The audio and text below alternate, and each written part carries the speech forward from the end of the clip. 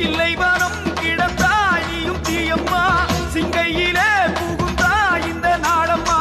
தில்லைவனம் கிடந்தாய் நீயும் தீயம்மா சிங்கையிலே புகுந்தாய் இந்த நாடம்மா ஆனால் என கிடப்பது அன்னை என அறிந்த பின் அதன் மேல்